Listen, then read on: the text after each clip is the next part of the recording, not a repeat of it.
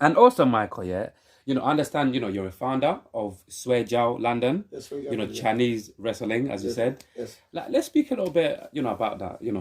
Okay. What is that all about? And yeah, like, So what happened is in 2004, yeah, I met a group of guys in Luton used to train, and they're the ones that introduced Shuaijiao to me. okay, So basically, I trained with them. Then around 2010, 2012, you start with these things. You go for seminars abroad with different competing. That's why I did a lot of yes, competing. yes. Not too much. 'Cause I actually hurt my back around 2005, and I couldn't. I did one last tournament, and I Yeah. officially retired in 2005. Okay, But I interesting. still did a tournament in 2012. Mm. I did forms in 2007 and 2008 or so. Yeah. I did one Cap Fair event by accident in 2019, which was it was a funny one by accident. So I wasn't meant to. You wasn't meant to because he was in retirement. When you pass somewhere, you end up doing something you didn't. Not like you didn't want to do it. Yeah, You didn't mind. it But happens. I didn't train for it at all. I just happened to be in the area. Yeah. You just happen to be in the area, And and I said, why not? yeah, And I learned my lesson not to do that again. yeah, So I mean, so this week, yeah. I trained with him and trained Yeah. with some guys in Italy as well. Mm. Who was the main? You got the European Shuaijiao Union. You have the British Shuaijiao Union. Okay. Then around 2015, 2016, I formed Shuaijiao London because I realized that the guys I was training with initially, they just weren't training.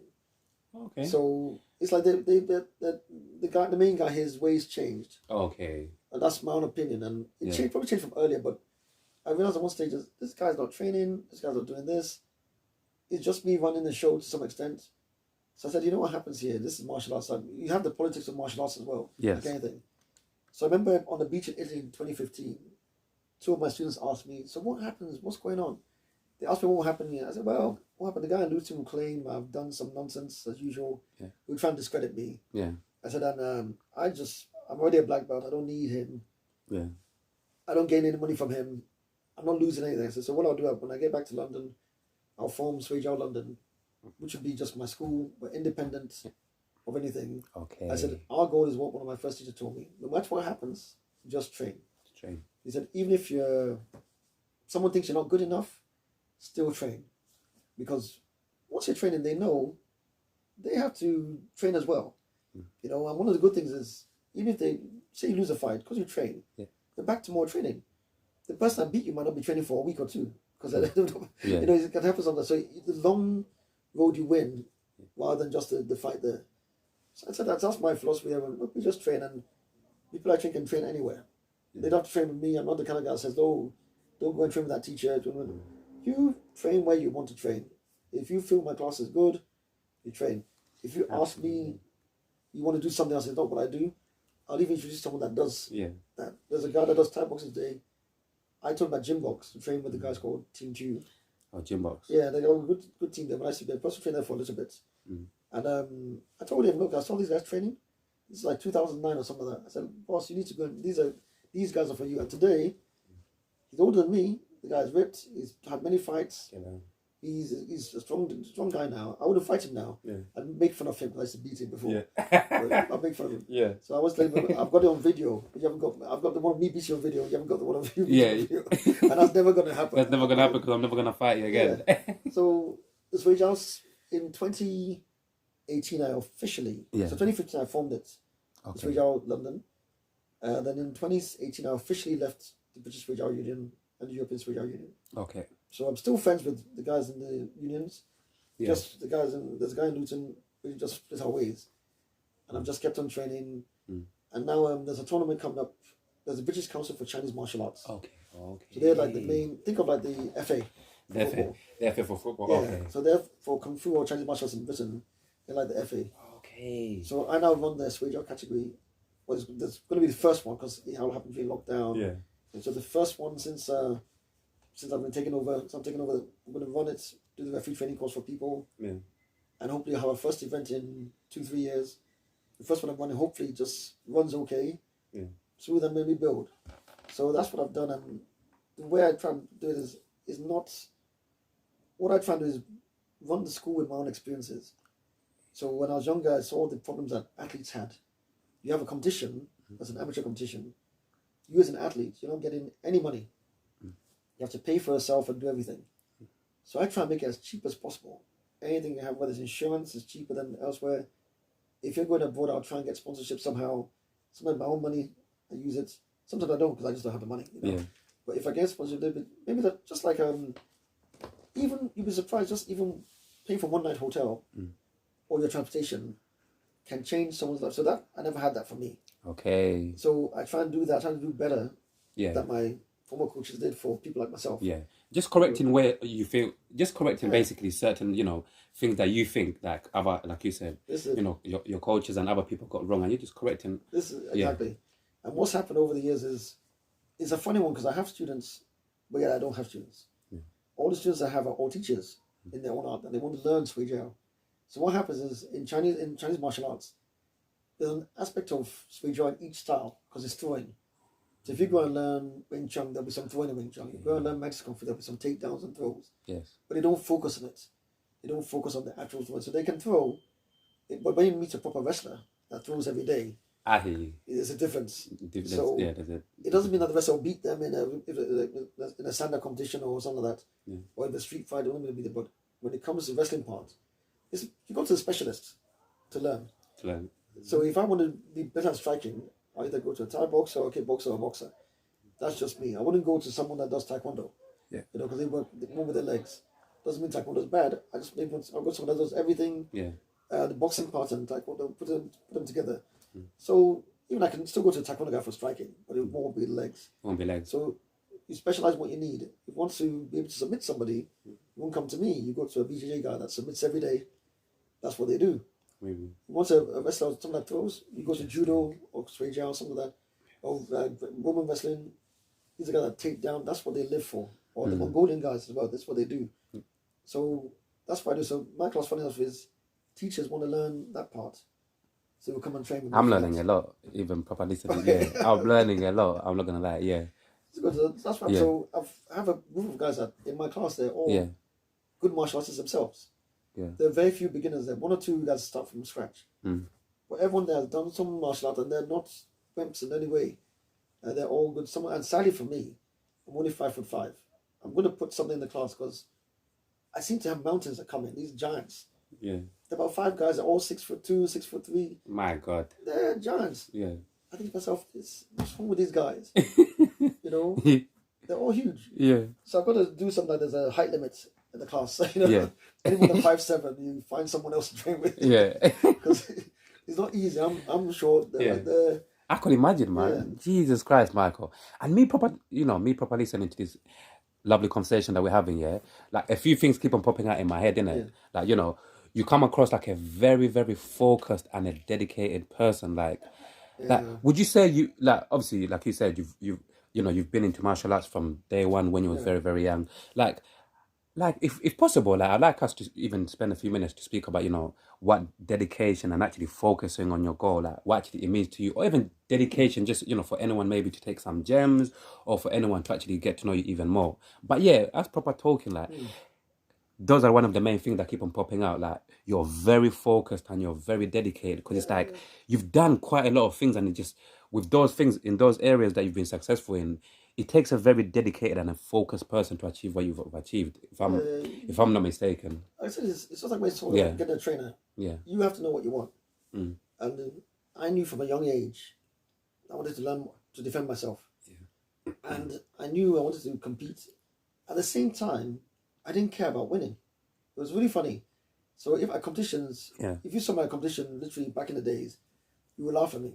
Yeah. Everyone's there training on the mats, like punching and kicking or practicing their throws, and I'm sitting down with a can of Coke and M&Ms, watching them because for me, I've trained already. This training here won't help me on the day. Yeah, I hear you. I mean, you warm up and everything, but then, and even I didn't even warm up sometimes because I was there for the fun of it. And I won some. Maybe you can even say by accident, like people were shocked. Yeah. Okay. At least you're honest as well. No, put it this way. Yeah. They were shocked because in training, some guys were like, if you come to my class today, you could beat me. People will beat me left, right, and center. Yeah. I'll be slammed on the floor by my students. Yeah. But in a competition, in class I'm trying things, I'm relaxing, I'm taking it easy. I hear you. So you come to when I hold you properly, you realize this guy's stronger than before. You never. Yeah. So this is it. So you realize I'm now fighting for. You're not going to get that point off me like in class. Okay, I hear you. If I step to do a hip throw, Yeah. I'll be more cautious. Maybe if I know you can counter, so I'll be practicing my hip throw so I get faster. The more you block and counter me, the stronger I get at the same time, in my opinion. And then when I'm getting from, so I'm learning to turn. So I just have to feel when you counter, I can prevent that and do my own counter and do another move. I love that take. So this is so. Yeah. I say first of all, I feel for me, I knew what I wanted as a kid. When I say as a kid, maybe by my teens. As a youngster, I just used to train. When I was a teen, I didn't want to. And there's actually a very good story. There's a guy, one of my good friends. Yeah. When we started doing Mantis Kung Fu, we were down Old Street. Yeah. And I said to him, I want to get to the level of the teachers out here. We were just 3 months, maybe at 6 months. I don't know how long we'd be training. Yeah. I said, I want to get to the level of teachers. And he was like, oh, you can't be. They're too good. And I said, you can't be. And I was like, I don't want to be better than them. I want to get to the level. So if you want to be a doctor, you have to get to the level of a doctor. You have to go to university, go to medical school. Medical school might not be the best doctor, but you have the same qualification. Then you now keep on your continuous development. So I said to him, why can't I get there? What's the difference between them and me? I was like, oh, well, you are short. And this I was laughing because one of the teachers, the main teacher is my height. He's even smaller than me. The main guy from Indonesia. I'm like, this guy must be blind. Like, you both trained with someone who's shorter than me. You're telling me I'm short. And there's a short guy there. The main guy that is telling him what to do is the shortest one of us all. So how does that make any sense? Even his logic was just stupid. So I said to him then, look, I'm going to train, and I don't see why I can't do it. Yeah. And these guys are just like me and you. Nothing special about them. I mean, they're good. They're, in my opinion, good teachers. I like them. But they've just put in the work, the necessary work that needs to get put in, to be fair, for them to get in that position. So why couldn't you not? Why can you not? Put in the right work as well and get where they are as well. You put in the effort. Come on. I knew what I wanted, and from there, that was my first art. Yeah. Each style I go to, I'm not like the best fighter in each style. I'm not the best teacher in each style. But I get to the level I need to get to, which is a decent level. And I rate that. And so for me, it's a case of you have to know what you want. So if you sit down today and you say, I want to be a footballer, you also have to know all the goods and bads about football, about getting into football. You want to be a singer, a rapper, or whatever, and let's say you want to be an entertainer. You have to know what you want as an entertainer. Not that you just start writing rhymes or bars or whatever you do. It's not easy. No one that's made a hit song is not easy. Some people, they're a bit lucky as well. Yeah. They just have to write something down and it just came and flowed and it was good. And I feel like, sorry to even cut you, Michael, yeah? Even exactly what you just said there, like, some people feel like they get their luck because some people get a little bit of luck for their songs or for whatever their careers to take off.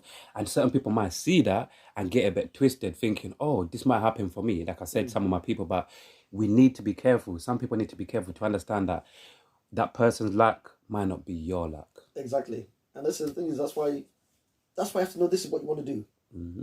And when you know that's it, you then also have to become really good at what you do. So even if you don't, say a boxer, an athlete, musician, an actor, and you're not making those, you're not getting the gigs you need. You're not getting you're writing a song that's fantastic, but it's not getting played on radio. You're wondering what's going on. There's a lot of that going on as well. Exactly. Yeah. And those are things like this. You start to do little things here. And start to, what's going on? But I'm better than that guy. If you're doing gymnastics, you on the floor mat, I'm better than that guy, but I'll get 9.8. That guy gets 9.9. So I always come second. But main thing is that you make sure your foundation is good. You make sure that you're well-rounded what you're focusing. You want to be a doctor, you have to have all the things. You want to be same with engineer. For real? A rapper, you know more about music. Don't just think you're going to be rapping all the time. You start to learn about music. Even if you started from a different place, like say you didn't go to school, like a formal way to learn about music. After 10 years of the game, your musicians will take the piss with you. You get the guy playing the guitar will say, you don't even know what. Why you can't you tell me something you want to do? It's proper facts. Exactly. Yeah. So the DJ will be like, he doesn't know when to come bring this in, this bar, this bass in, or this thing. Yeah. When I slow it down and when I speed up, I'm the one that created it. Whereas when you go in there and you know your stuff, your foundation, when I'm an expert, but you know you say, okay, you know what? I want this to be better. Absolutely. You tell them when I come back, If it's not better, I just replace the guitar. So I replace this guy. Yeah. So I say, once you know what you want, even if you're not making it, make sure you're prepared that when the time comes, you're there. And look at, what's this guy's name? Kevin Hart. Yeah. Kevin Hart says it again and again. He had 10 years of being told no. Can you imagine how crazy that would be? 10 years full of no's, and to still continue to have that push and that drive and determination to say no, I'm going to keep on pushing forward. Yes. And he said it's still, was it Think Like a Man? That's when he was financially free. So imagine that he was still, we look at him and think he did his stand-up thing. Yeah. He's making money, but he's not financially free. He did that movie, on that point, he said that. So always be prepared for the day you're told, come in here, we need you for this, and it's a big time. Don't be the guy that chokes when you have the time, the mic to go and do at O2. Look at Mo the comedian, Mo Gilligan. Yeah. I saw him in 2014 or 2013 at the Love Lounge in Brixton. I remember, and he was the host. Yeah. Came late, by the way. Typical, like 2 hours late. Came on in, and I was sitting down, I was saying, who is this idiot? I never heard of him. I was like, what's this guy coming late? Yeah. And then the guy blew me away. Okay.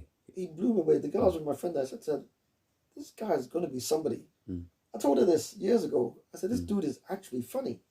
Not like they're funny people and they're funnier people. Absolutely. The way he hosts that show, I was like, this is great, man. Because maybe I just hadn't been out for a while and anything was good. Yeah. But it's just, I was like, this is great. And look at him. Then he was working at, I think, at JD Sports or something like that. This guy continued grinding. And the day they said to him, take the mic, show us what you got, he delivered. He ran away with it and he never looked back. And that's what the goal is. Even if you're making it, even if it's not happening, know what you want. And the day someone gives you an opportunity, you don't mess up. You're prepared. Every LL Cool J, NWA, the day someone said, let's do this, they didn't mess up. Yeah. They did it, and if you mess up, don't be too harsh on yourself at the same time. Yeah, because sometimes people end up being harsh on themselves as well. Where it's like, to be fair with you, Michael, sometimes I'm kind of like that as well. There's a lot of things, that I need to learn, certain things that I'm still learning. And sometimes I'm a little bit, I feel like, for me personally, speaking for myself, I feel like the reason why subconsciously I'm still harsh on myself because I feel like at my age, which is wrong. I understand it's wrong, but when people say at your age you should know better or you should be doing better, and that's exactly that's the. At least I'm saying it out loud. Even saying it out loud, it sounds like it's something silly, but sometimes I'm still guilty of that. To be fair, what I say is this is, I remember age-wise, it's when it's your time, it's your time. Yeah. It was like Burna Boy. Yeah. Oh my God! Look at that. He too was struggling for years. Oh my God! Exactly. Another perfect example. Oh my God! So someone said, "You've been releasing albums for 5 years, my friend. 10 years. What's happened?" Now the guy who doesn't know him, I'm not even an Afrobeats fan. I know him. Yeah. I know Afrobeats. When I say I'm not a fan, I'm not someone that knows everything. I know the songs. Yeah. But if you ask me I hardly listen to music these days, so I know who he is. That shows. If I know who you are, that means you're a huge guy because